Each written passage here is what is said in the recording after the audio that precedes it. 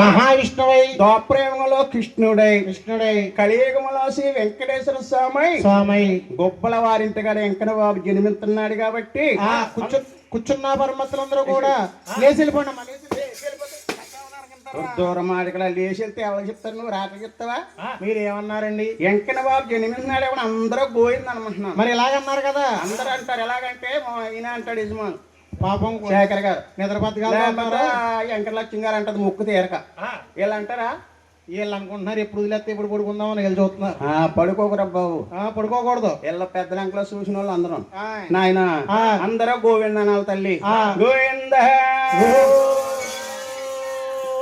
అన్నారండి. ఏమన్నారు? గోవింద అంటే సల్లర పొండి ఇలా ఉన్నారా? ఏమ్మా గట్టిగా అన్నారు ఒకసారి. కానీ గట్టిగా నా తల్లి గోవిందంటే హుషారుగా ఉండాలి. రాత్రి రోజులు గోవిందంటదా? అనలేదండి. మోగవాళ్ళు గోవిందంటారా?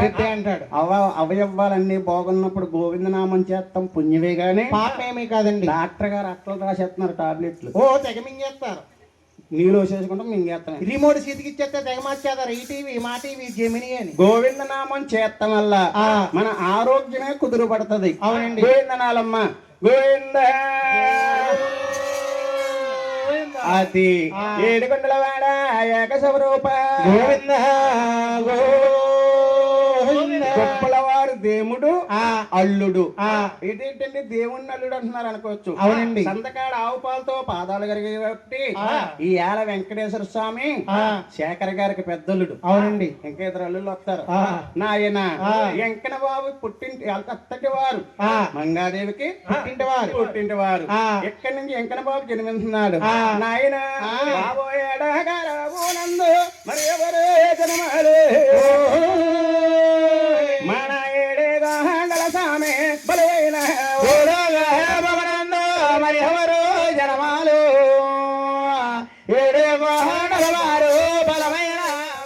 ఆరుగురు తర్వాత ఏడవ నామముతో ఏడుకొండలనే పేరుతో శ్రీనివాసనే నామముతో గొప్పల వారింటి కాడ దేవుడి జన్మిస్తుంటే బాబోయండే కాగాడాలు ఉన్నాయి.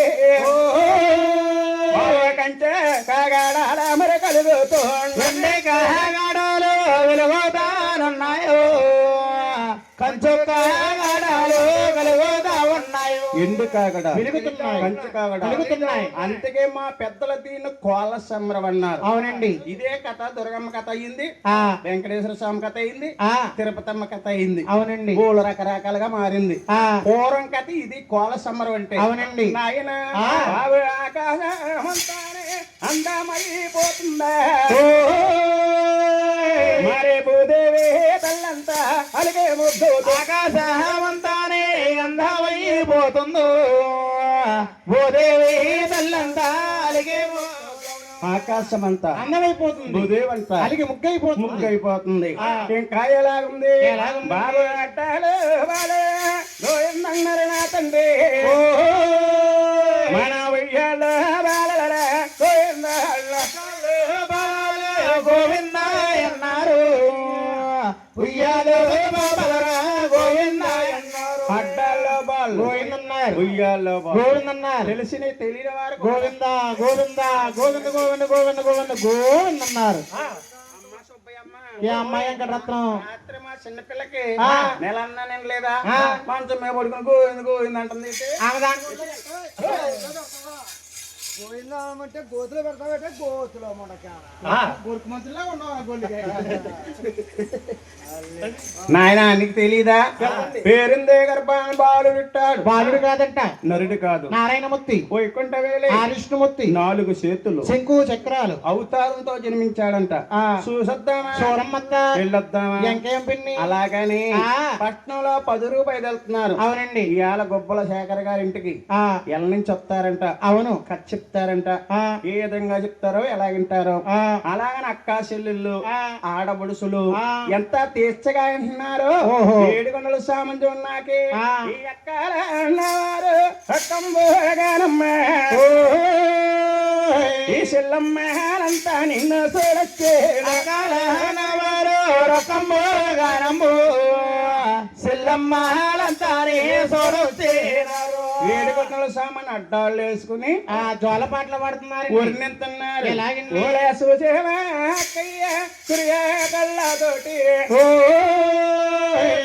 బాలుడే కాదమ్మా భగవంతుడు సూర్య గల్లా తోడము బాలోడే కాదమ్మా భగవంతుడు నరుడు కాదు నారాయణమూర్తి వైకుంఠమే ఆ విష్ణుమూర్తి 80 జీవరాశులకి కూడా ఆధార పెట్టి ఆధార పురుషుడు అని వేడికొండల సామాన్ అడ్డాలు వేసుకుని ఆ జోల పాటలు పాడుతున్నారు అవునండి. ఆనాడు కన్నా తల్లి గారు ఉయ్యాలేసింది కాబట్టి ఇవాళ గొప్పల వెంకటలక్ష్మి గారు ఉయ్యాలేసి జోల పాట పాడాలమ్మా అందరూ లేకండమ్మా పాడవారు అందరూ లేకండి తల్లి పెళ్ళైన వారందరూ రండమ్మా